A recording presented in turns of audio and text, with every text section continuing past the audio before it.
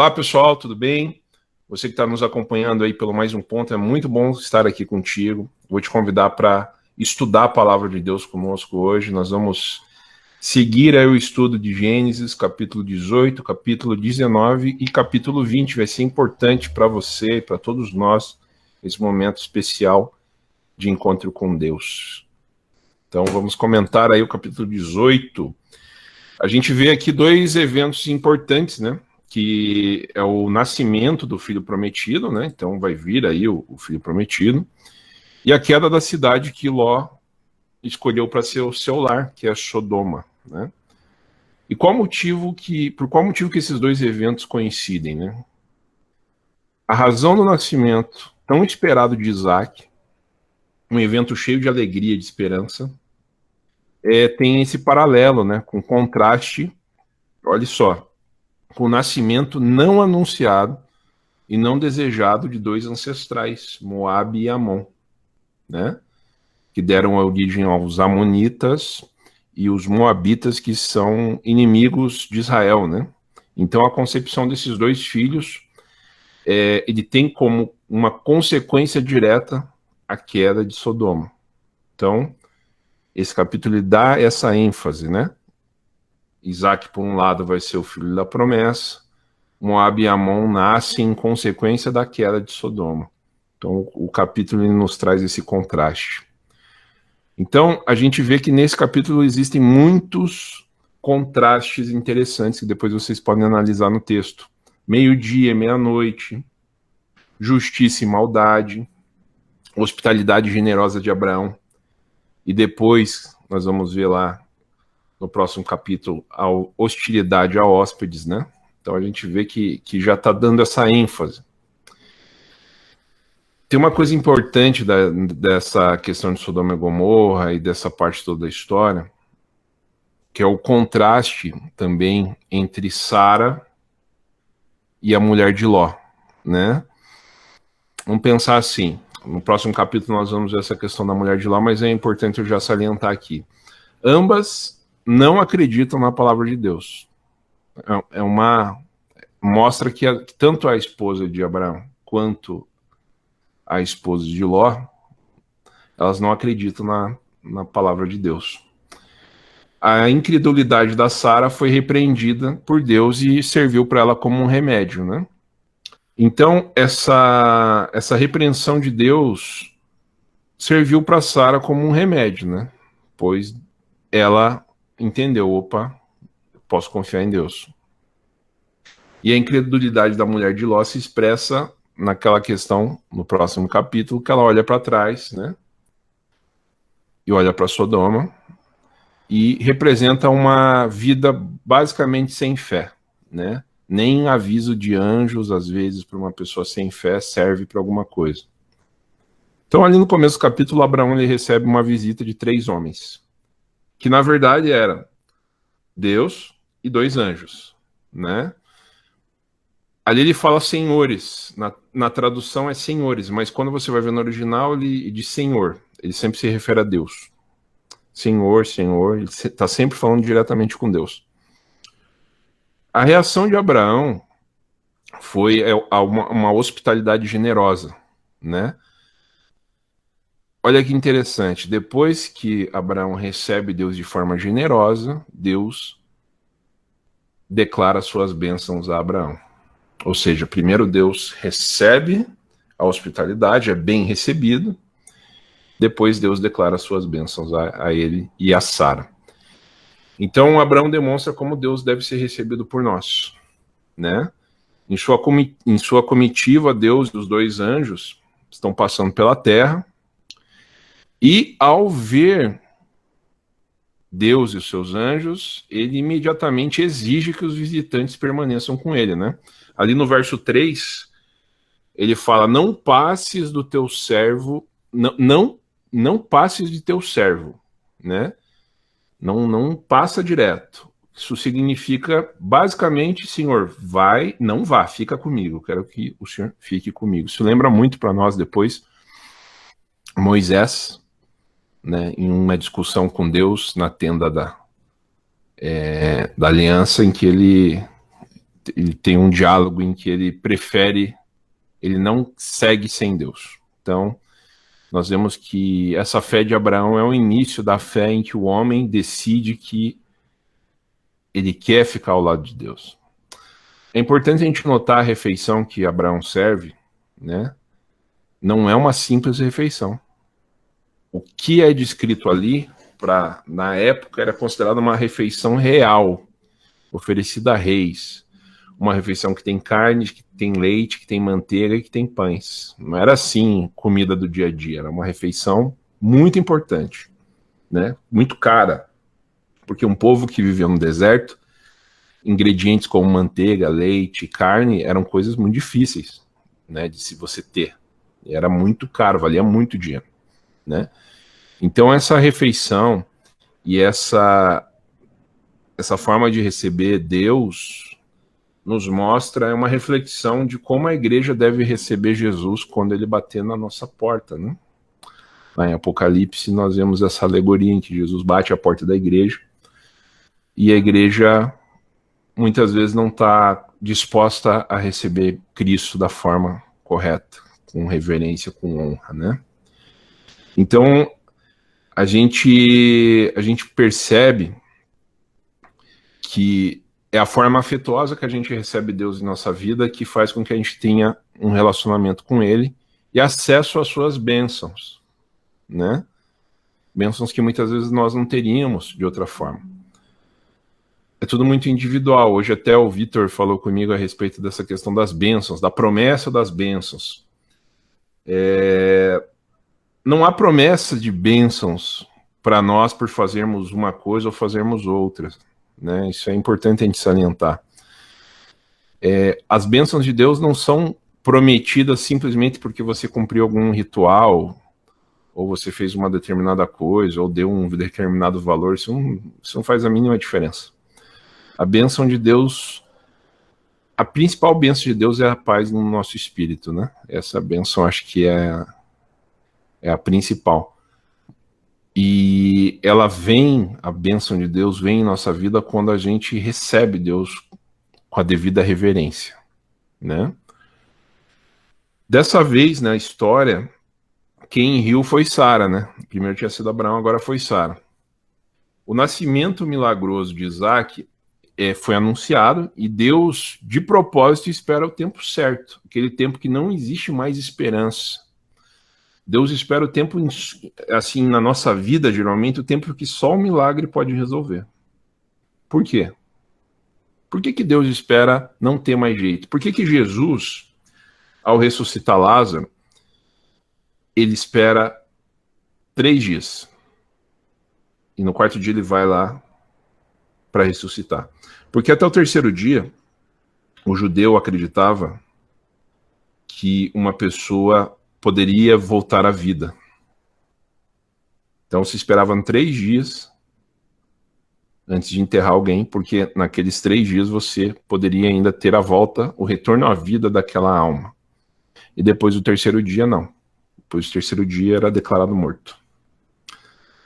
Jesus, quando é avisado de que Lázaro morreu, ele não vai imediatamente. Ele espera. Tanto que quando ele chega, ele é como se fosse uma repreensão. Se o senhor tivesse vindo antes, ele não teria morrido. Mas Jesus mostra justamente que ele foi naquele momento para mostrar que ele era capaz de ressuscitar Lázaro. Ou seja, Deus espera Abraão e Sara ficarem praticamente inúteis, sem possibilidade de ter um filho, justamente para mostrar que ele é Deus. Tanto que ele faz uma pergunta que desafia Sara. Existe alguma coisa impossível para o Senhor? Uma coisa que a gente tem que pensar. Existe alguma coisa impossível para o Senhor? Então esse capítulo, ele também é muito interessante, porque ele apresenta Abraão para nós como um profeta, né? Deus fala consigo mesmo. Eu não posso deixar de mostrar para Abraão os meus planos. Né? No livro de Amós a gente tem uma declaração que diz que certamente o Senhor soberano nada faz sem revelar seu plano a seus servos, os profetas. Então Abraão está sendo caracterizado como um profeta, aquele a qual Deus revela os seus planos antes de acontecer. Então, a gente vê duas revelações, né? O nascimento de Isaac e a destruição de Sodoma e Gomorra. Assim como Deus alertou também Noé sobre o dilúvio. Então Noé também era um profeta. Então a gente vê que Deus sempre avisa seus profetas antes. E Abraão, ele se mostra um profeta digno, como Jeremias, né? Jeremias que implora pela libertação dos justos, implora pela vida dos justos. Abraão também faz a mesma coisa, né? Ele é até chato nesse ponto, né? E Deus diz uma coisa ali para Abraão, depois nessa conversa, né? Deus fala que contra Sodoma e Gomorra clama o seu pecado. Tão grave, tão forte que vem de lá o clamor, eu vou descer para saber o que está sendo causado, né? O que aconteceu nessa parte? Por que Deus, soberano Deus, o Deus que sabe todas as coisas, tem que descer para ver o que está acontecendo? Se ele sabe todas as coisas, ele precisa ir até Sodoma para verificar o pecado que existe lá? Na verdade, não. Mas ele quer deixar uma lição para Abraão. O clamor de Sodoma. Vamos pensar primeiro no clamor. O que é esse clamor, né? Clamor é um lamento, é um grito de socorro, é um pedido de ajuda. E é por conta dos pecados cometidos na cidade, né? Sodoma era uma cidade rica, próspera, mas tinha muitos defeitos. Violência, soberba, ela atacava estrangeiros, não respeitava o estrangeiro. Tinha muita violência e muita maldade em Sodoma. Isso gera clamor, né? Toda dor causada a qualquer criatura de Deus gera clamor. Vamos lembrar um dos mandamentos dado a Noé, das 7 leis, uma das leis, era de você não comer, por exemplo, um animal enquanto ele ainda estivesse vivo, para poupar o sofrimento daquele animal, a agonia. Perceba, até um simples animalzinho, um simples serzinho, que é uma criação, uma criatura de Deus, Deus decide que aquele ser não deve sofrer injustamente, que aquele ser deve ter seu sofrimento poupado. Então, todas as criaturas, nos incluindo, geram clamor quando sentem dor. Então, a gente tem que tomar sempre muito cuidado com a dor que a gente causa nos outros, né? Seja de que forma for, né? Todas as criaturas de Deus, quando tem dor, geram clamor a Deus. Toda a criação geme e clama pelo seu Senhor. Toda a criação. Toda violência, toda dor e sofrimento inocentes gera clamor a Deus. É importante a gente sempre pensar isso. Deus, então, nos mostra que se preocupa com todas as dores de suas criaturas, né? Ele estabelece um limite para tudo, inclusive para o mal. Faz a gente refletir bastante sobre isso. Quanta dor, às vezes, a gente gera inocentemente, né? Nas nossas posturas com os outros, na nossa forma de agir com as pessoas. Quanto clamor a gente já gerou por, às vezes, desprezar alguém, tratar alguém de uma forma injusta. Quantas vezes a gente fez alguém sofrer e aquilo gerou um clamor contra nós, que a gente nem sabia. Às vezes a gente enfrentou algumas situações na nossa vida por clamores gerados por outras pessoas, por um mal que a gente nem percebeu às vezes fez, porque às vezes a gente não percebe que a gente está magoando, que a gente está sendo incompreensivo, que às vezes a gente está querendo tirar vantagem, né? Às vezes a gente não percebe, às vezes é tão natural, a coisa está acontecendo, você não percebe que você agiu mal com alguém e aquilo gerou dor para alguém.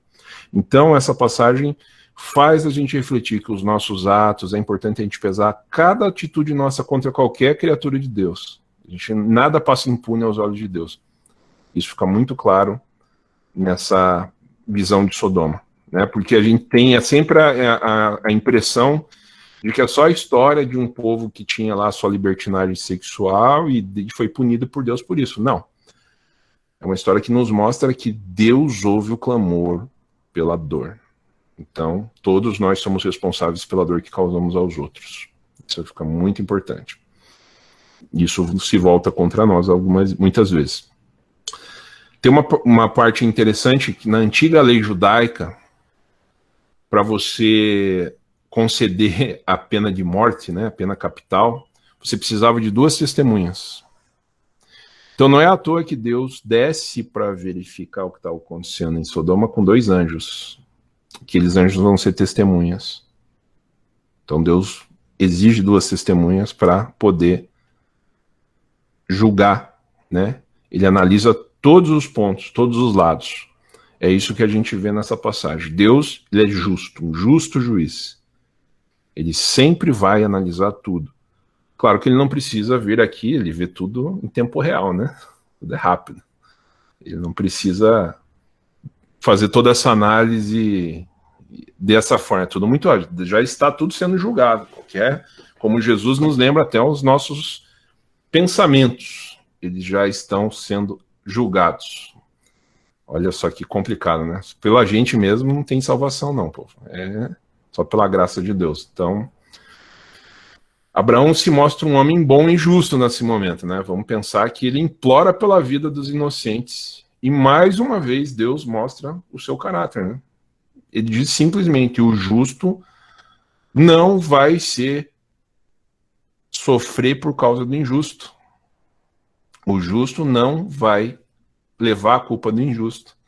Então, muitas vezes Deus pode poupar alguém numa situação por conta de um justo. Olha que engraçado. O que está acontecendo com nós nesse momento? Por que nós não vamos direto para o inferno? Vocês sabem me dizer? Alguém chuta?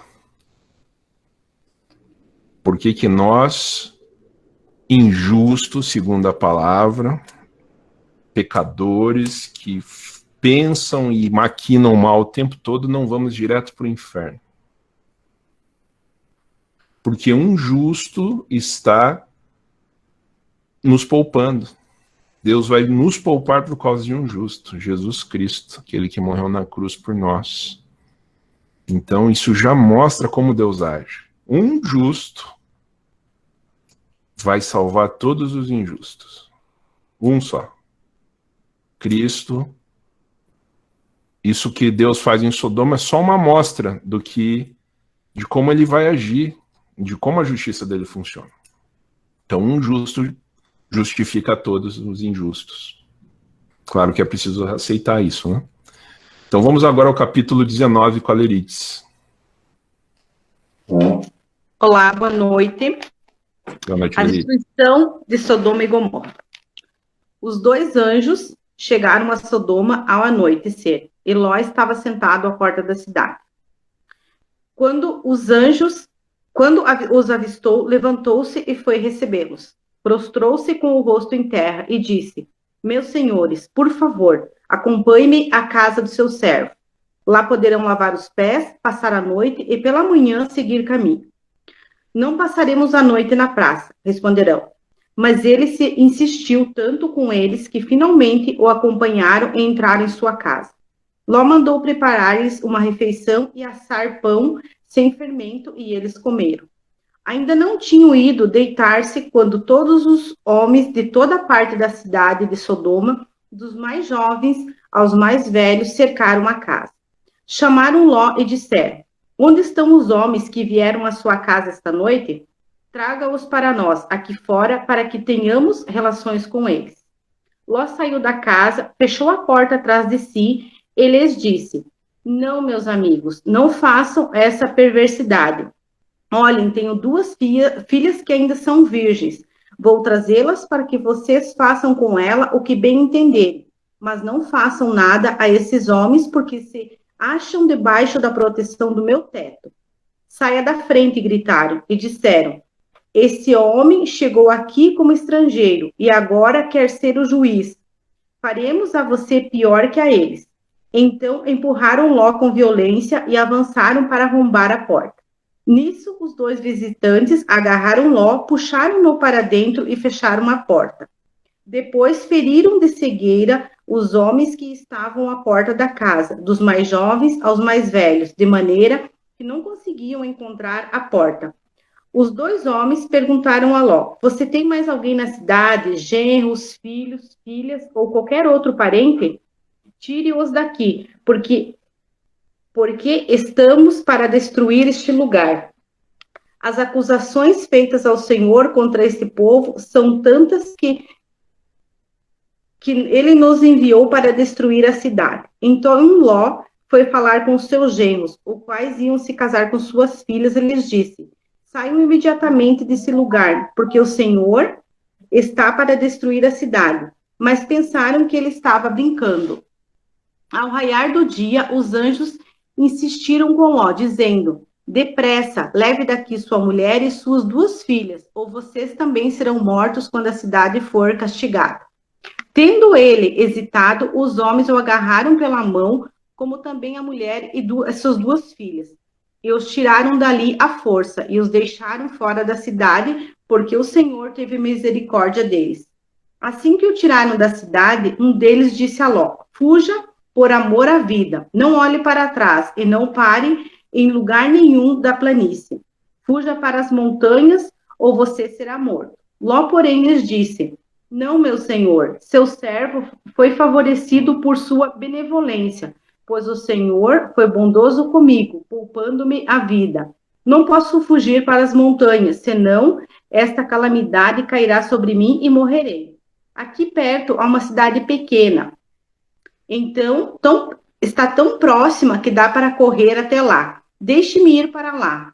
Mesmo sendo tão pequena, lá estarei a salvo. Está bem, respondeu ele. Também lhe atenderei esse pedido. Não destruirei a cidade da qual você fala. Fuja depressa, porque nada poderei fazer enquanto você não chegar lá. Por isso a cidade foi chamada Zoar.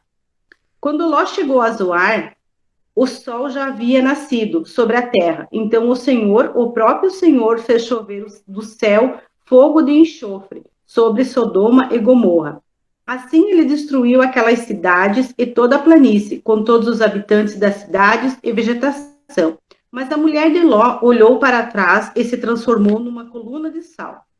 Na manhã seguinte, Abraão se levantou e voltou ao lugar onde ele tinha estado diante do Senhor, e olhou para Sodoma e Gomorra, para toda a planície, e viu uma densa fumaça subindo da terra, como fumaça de uma fornalha. Quando Deus arrasou as cidades e planícies, lembrou-se de Abraão e tirou Ló do meio da catástrofe, que destruiu as cidades onde Ló vivia. Ló partiu de Zoar com suas 2 filhas e passou a viver nas montanhas, porque tinha medo de permanecer em Zoar. Ele e suas 2 filhas ficaram morando numa caverna. Um dia, a filha mais velha disse à mais nova: Nosso pai já está velho e não há homens na redondeza que nos possuam, segundo o costume de toda a terra. Vamos dar vinho a nosso pai e então nos deitaremos com ele, para que preservar a sua linhagem. Naquela noite deram vinho ao pai e às filhas, e a filha mais velha entrou-se e deitou com ele. E ele não percebeu quando ela se deitou, nem quando se levantou. No dia seguinte, a filha mais velha disse à mais nova: Ontem à noite deitei-me com meu pai.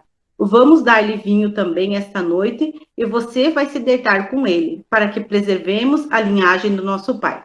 Então a outra vez deram vinho ao pai naquela noite, e a mais nova foi e deitou-se com ele. E ele não percebeu quando ela se deitou, nem quando se levantou.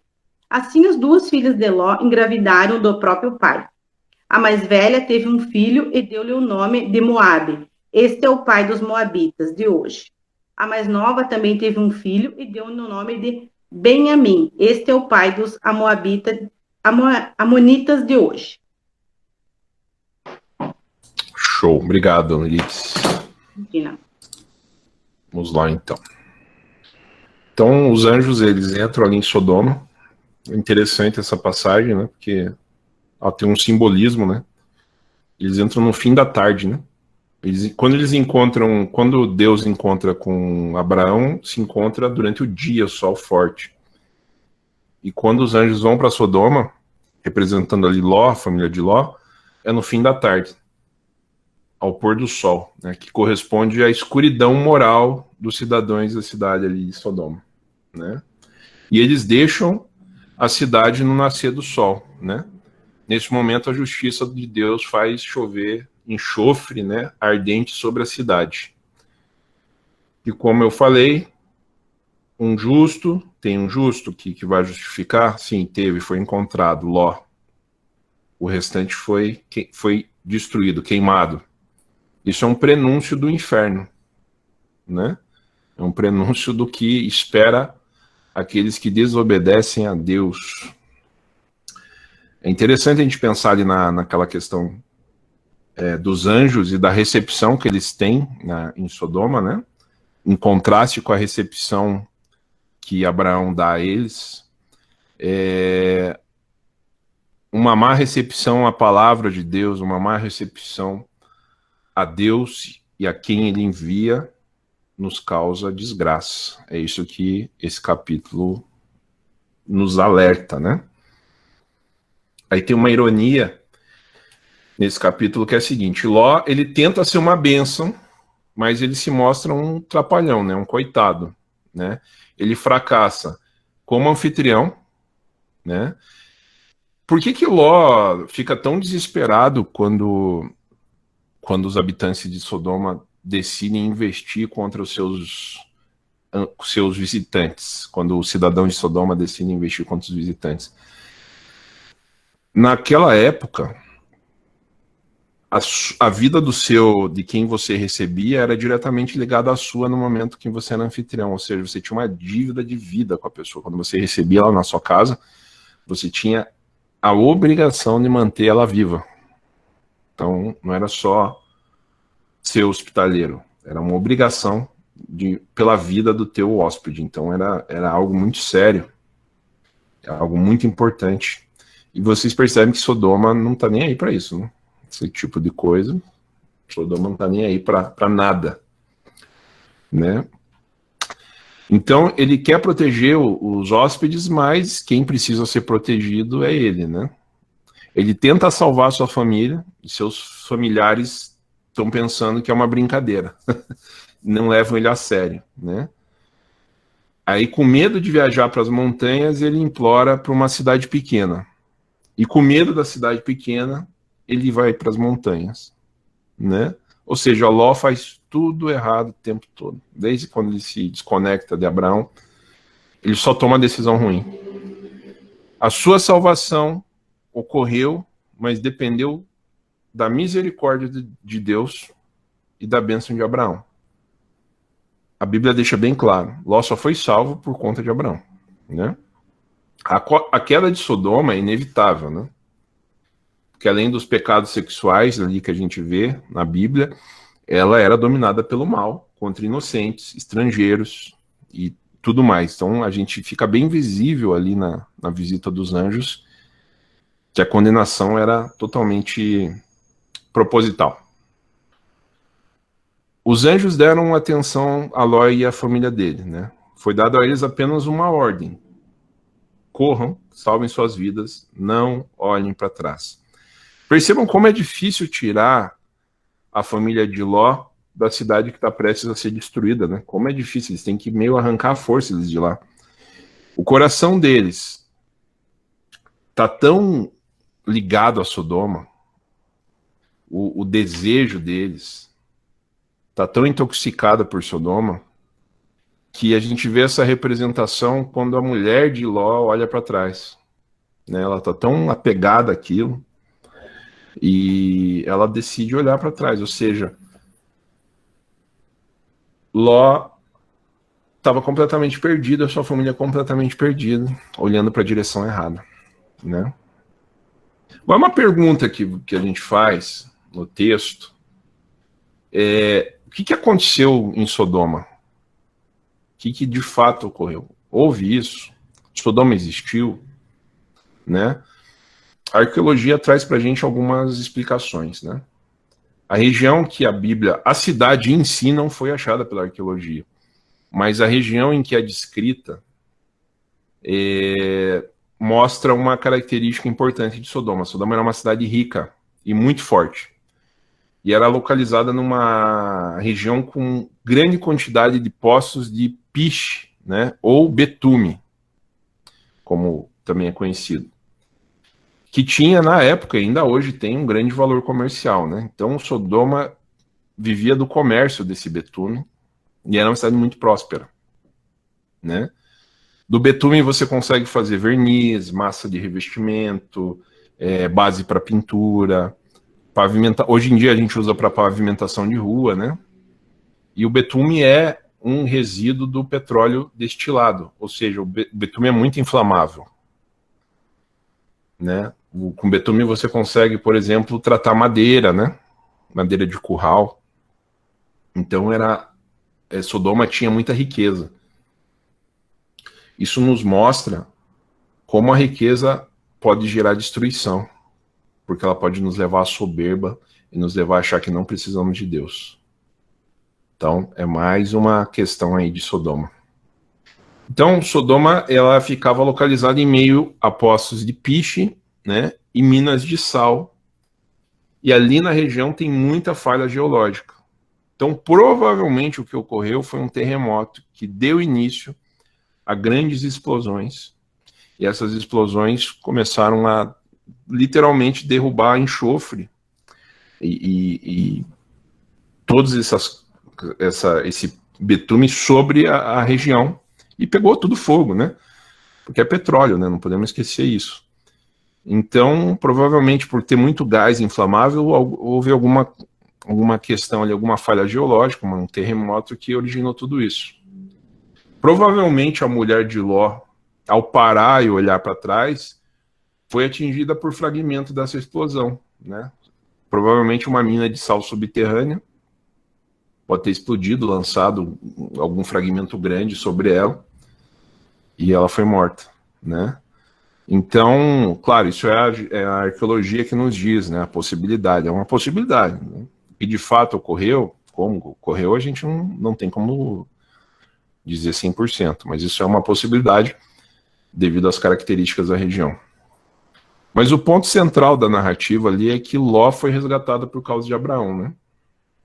Ló tenta fazer sempre o que é certo, mas ele falha miseravelmente sempre.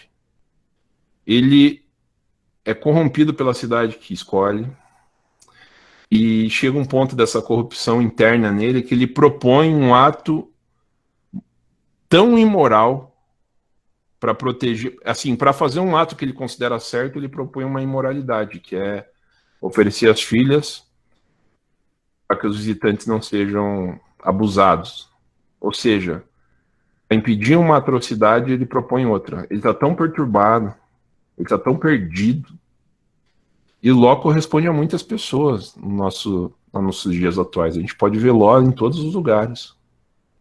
Pessoas que acham que estão fazendo as escolhas certas, os caminhos certos, as decisões, e olham para as coisas e falam, é por aqui, mas está o tempo todo tomando decisões uma pior que a outra para tentar fazer uma decisão que julga certa. Esse é o ser humano. O ser humano é assim, né? Então, o plano desesperado, depois que a gente vê ali, aí Ló ia para a cidade, fica com medo da cidade, vai para a montanha. Ele está totalmente perdido, ele não sabe para onde vai. Para onde que eu vou? Se eu vou para um lado, eu vou morrer. Se eu vou para o outro, eu vou ser morto. Então Ló vai para a caverna, vai para as montanhas, né? E a gente vê ali o plano desesperado das filhas de Ló, né, para preservar a semente do pai, né? Então embriagam ele e tudo que vem é desgraça, né? Então a Bíblia conclui aí o relato de Ló. A gente não sabe mais de Ló, o que aconteceu com Ló não sabemos, e a Bíblia não faz muita questão de nos mostrar. E lembrar que tudo isso começou com a separação lá com Abraão, né? Quando ele se separou de Abraão. Porém, aos olhos de Deus, Ló tem esperança ainda. Por que Ló tem esperança? Porque Ló, apesar de estar perdido, ele ainda tem algo dentro dele bom. Ele condena a perversidade dos homens de Sodoma, né?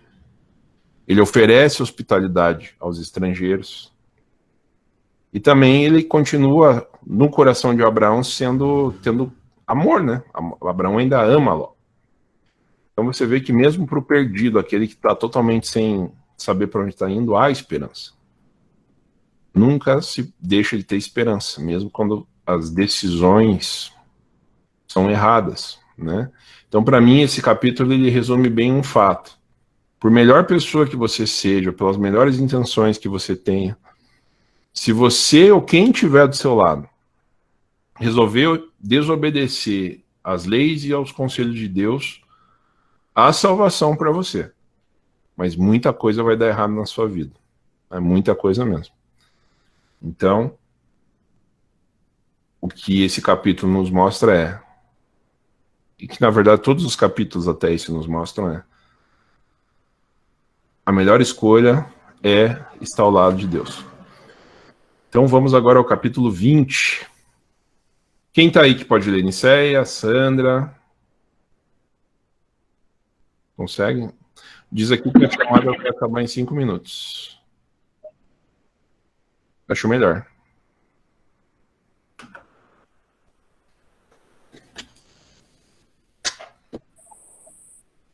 Tá bom. Né, pela cultura, e ele era o cabeça. Mas a esposa, por ser rebelde, por muitas outras coisas, incrédula também, acreditava em outros deuses e tudo mais. Então, pela rebeldia dos dois, eles acabaram se afastando de Abraão, que era vamos dizer assim, o pai da promessa, né? E também para a gente, eles foram poupados pelos anjos, né? Deus permitiu, Deus estava lá, né? O anjo ali é o próprio Deus. Eles tiveram isso de serem poupados do mal maior. Muitas vezes nós, né? A gente conhece pessoas, a gente escuta a palavra, a gente é tocado pelo Espírito e a gente acaba tomando um rumo. Mas, de repente, a gente acaba desanimando, acaba tendo, muitas vezes, saudades da antiga vida e acaba olhando para trás, igual ela, né? Muitas vezes, a gente é humano, né? Dá aquela vontade do pecado, né? Só que não é o que Deus quer. Ali o anjo mesmo falou, vá e não olhe para trás. Eu tomo isso na minha vida como não olhe para da onde você saiu, não queira voltar, né, da vida que Deus te tirou, né? Na verdade, eu não saí de lugar nenhum, foi Deus que me resgatou, né? A graça dele que nos alcançou. E depois o agir de Deus, né? Eu vi foi o Ney até, nosso companheiro lá, ele fez uma pregação e ele falou sobre o Big Bang. Eu nunca tinha imaginado. Ele começou a pregação falando, não, eu sou a favor do Big Bang, não sei o quê. Eu falei, mas como assim, né? Um cara que estuda teologia a favor do Big Bang, porque o Big Bang é mais ciência, né? A gente vai para o lado de Deus. Ele falou, não, imagine quando Deus, lá no comecinho de Gênesis, falou que haja terra, que as águas se separem. Isso foi o Big Bang, né? Houve uma grande explosão para tudo isso acontecer. Imagine toda a água do planeta inteiro se separar da Terra, né? Então, o agir de Deus, às vezes a gente acha que é uma grande destruição, uma grande coisa muito ruim, mas é Deus agindo nas nossas vidas para mostrar quem Ele é, né? Às vezes Ele permite, ou até mesmo Ele mesmo causa essas coisas, para a gente poder voltar ao rumo e tomar um pouco de vergonha e andar na linha de novo.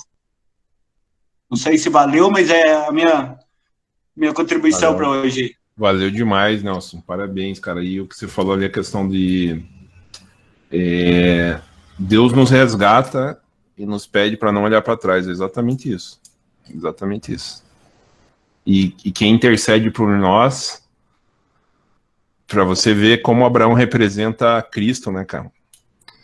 porque é pela intercessão dele que Ló é salvo, porque Abraão ama Ló, mesmo Ló estando totalmente errado, mesmo Ló estando totalmente fora dos princípios, dos propósitos de Deus, e por conta de Ló, isso é uma referência mesmo, que Abraão Cristo vem da descendência de Abraão, né? Então ali começa esse sentido de que a intercessão de Abraão salva mesmo aquele que está perdido. Então Deus vai lá e tira exatamente o que você falou. Parabéns, cara. Vamos lá, o capítulo 20, gente. Deixa eu só ver se o capítulo 20 é muito longo, senão eu acho que a gente não vai ler ele. A gente eu vou só falar sobre ele, porque vocês leram, né? Todo mundo leu? Quem não lê, leia. Então eu vou falar aqui do capítulo 20, eu acho que eu não vou, senão vai ficar muito longo e a gente já está passando bastante tempo. No capítulo 20, a gente tem ali a véspera da concepção de Isaac, né? É uma história complicada, eu sei que é. Todo mundo acha essa parte bem difícil de entender. Vamos tentar ir por partes. Sara é separada de Abraão e é colocada em um harém. Aí vocês imaginam uma mulher de 90 anos num harém, né? Complicado, não é? Porque a Bíblia não diz que ela foi rejuvenescida. Ela só foi podendo gerar filho. Então, talvez ela não tivesse assim, sendo tão atraente, né? Claro que hoje em dia, né? Hoje em dia, com as plásticas, botox, tudo é possível, mas naquela época. Então, a gente não tem nenhuma cronologia nessa parte. Então, pode ser uma sugestão de que esse evento possa ter ocorrido antes, né? Na vida de Sara. Porque aquele que monta a narrativa bíblica, ele não está muito preocupado em criar uma historinha com começo, meio e fim do jeito que a gente imagina. A preocupação é passar uma mensagem, né? Narrativa bíblica não é... A Bíblia não é um livro de história, nem um livro de ciência. Ela é um livro de fé, profissão de fé. Então, muitas vezes tem coisa ali que você fala, não, mas isso aqui não pode ser verdade, não está no jeito certo. Mas tem que sempre lembrar que tem um sentido, um objetivo na Bíblia, que é nos revelar coisas. Nos revelar a vontade de Deus. Não necessariamente nos contar a ordem cronológica das coisas, senão não caberia página na Bíblia, né? Então, muitos comentaristas sugerem que essa história é muito semelhante a Gênesis 12, lá, de 10 a 20, né? Dizem que talvez ela até seja uma variante dessa lenda popular, porque a gente tem que lembrar que muito do que é escrito na Bíblia é tradição oral, né? Então veio de geração em geração, e um dia alguém foi lá e escreveu a história. Então tem que sempre ter isso em mente. Não aconteceu ali, agora, naquele momento, e alguém foi lá e escreveu. Não, passou de geração para geração, né? Claro, com a revelação do Espírito Santo, Deus movendo essa revelação, mas há esse princípio. O tema central de Gênesis 20 é a culpa, né? Abimeleque, ele é culpado por algo e é condenado objetivamente, mesmo sem ter intenção de cometer o ato. E Abraão é culpado por meias verdades, né? Mas ele é justificado porque ele é um profeta. É interessante a gente entender esse conceito, é um conceito importante. Abraão ali revela que Sara é, na verdade, sua irmã, sim, né? Sua meia-irmã, por parte de pai, o que era algo complexo para a época. Então ele não mentiu totalmente, né? A gente aí é colocado, não, Abraão não é um mentiroso, ele falou uma verdade não inteira, né? Mas ele falou. João Calvino, que é um grande teólogo, pai do calvinismo, aí, que é seguido hoje muito fortemente pela Igreja Presbiteriana e por várias outras igrejas, Ele declara que nessa passagem o Espírito Santo nos apresenta um caso notável, né? Tanto da enfermidade humana quanto da graça de Deus, né? A graça de Deus é claramente revelada nesse capítulo. A véspera da concepção de Isaac, Abraão põe em perigo o cronograma da redenção, né? Por não falar totalmente a verdade.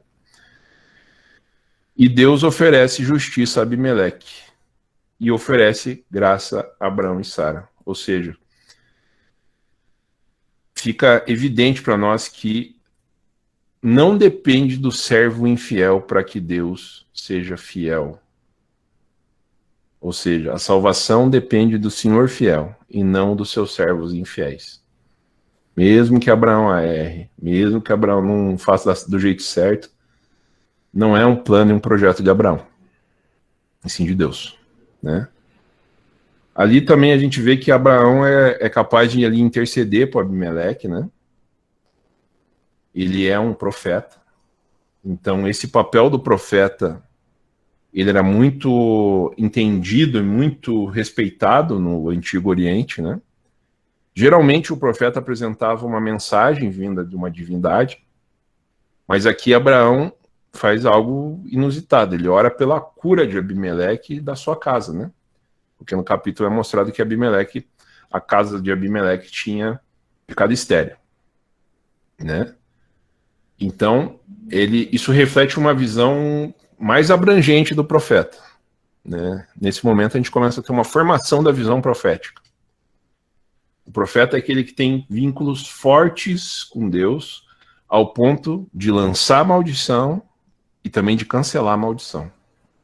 Então a gente vê nesse ato profético de Abraão esse princípio sendo mostrado, né? Abraão, ele nos fornece, acho que, um modelo de como a gente, como cristão, deve agir nesse mundo moderno, né? Primeiro, a gente vê que Deus responsabiliza cada pessoa por seus atos e por seu temor ou não a Deus. E que Deus oferece graça até aos pagãos, né? A gente vai ver nessa história de Gênesis que Deus usa até o faraó para repreender Abraão, né? Que Deus fala com Abimeleque por meio de uma visão e confirma a sua inocência. Ou seja, Deus também fala com os pagãos, também usa eles para atos bons. Isso nos mostra que Abraão deve sim aceitar até a repreensão dos reis pagãos e também deve interceder por eles, como ele faz por Abimeleque, né, na presença de Deus. A gente não se deve achar mais justo e melhor com quem não tem a mesma fé que a gente, né? A gente deve saber que temos responsabilidades com todos, inclusive com aqueles que não acreditam na mesma forma. A gente tem a obrigação de ouvir e respeitar a divergência dos outros. E temos a obrigação de interceder a Deus pela vida do nosso semelhante, independente da fé dele. É isso que esse capítulo nos mostra. Que a geração de Abraão, ela tem esse papel, mesmo sendo muitas vezes imperfeita e infiel em alguns casos. Então, o que esses 3 capítulos ensinam pra gente, né? Vamos chegar aqui na conclusão desse nosso tema de hoje. Eu creio que Deus, ele tem se mostrado nas Escrituras, tanto para mim quanto para vocês, né? Não sei se vocês têm percebido quanto Deus, nesse nosso estudo, tem se revelado para nós. Pelo menos para mim, tem sido muita revelação. Porque quando eu estou estudando aqui, eu estou aprendendo muito, né? Eu estou aprendendo 2 vezes, porque é na hora que eu estudo e na hora que eu repasso para vocês. E esses 3 capítulos, eles são muito importantes para que a gente conheça um pouco mais de Deus, né? A Bíblia é realmente uma revelação progressiva de Deus, né? Em primeiro lugar, Deus é o Deus da justiça, que ouve o clamor, que poupa o justo e que gosta de ser bem recebido, né? Isso aí a gente aprende inicialmente. Uma pergunta que eu vou fazer para vocês: você tem tido tempo para receber Deus na sua vida? Uma cesta a cada 15 dias tem sido suficiente para você? Ou você tem ido além, né? Lembrando que não são todas as sextas que você consegue participar, mas só assim aquelas que você tem tempo. A gente sabe que muitas vezes a gente coloca todos os outros compromissos da nossa vida na frente dos compromissos com Deus, que a gente firma, né? Porque o coração de cada um aqui, no momento em que decidiu entrar, falou, eu vou ter um compromisso de estudar a palavra de Deus. E chega alguns dias e fala, estou cansado, não dá, eu marquei outra coisa e tal. Não estou julgando, isso não tem nada a ver com isso. Estou fazendo só uma pergunta. Fica evidente no texto que a gente leu, né, que Deus não aceita migalhas. Importante, hein? Deus, ele quer um banquete real, ele não quer migalha nossa. Ele quer o nosso melhor. Isso já é mostrado lá em Caim e Abel, né? Deus não aceita o resto. Nunca aceitou e não vai aceitar. Ele não vai aceitar um dia a cada 15 seu. Você pode achar que sim. Mas a Bíblia está aí mostrando que ele quer o melhor, né? Então, gente, nem você nem eu, a gente não quer passar pelo risco de não agradar a Deus, né? Das nossas atitudes. Porque tudo aquilo que a gente considera bom e importante na nossa vida vem das mãos deles, né? Não receber Deus da forma certa em nossa vida pode nos trazer consequências como trouxe para Ló. Ele não sabia, ele achou que ele estava fazendo o melhor possível, ele tentava fazer o melhor. Ele não sabia que ele não estava conseguindo fazer. Ló foi um homem que se moveu só pelos seus interesses, né? E a esposa dele, uma mulher que ouviu todos os avisos e não acreditou. Eu vou trazer para vocês aqui uma questão para a gente refletir. Mas assim, não faz diferença se quem está do teu lado busca ou não a Deus.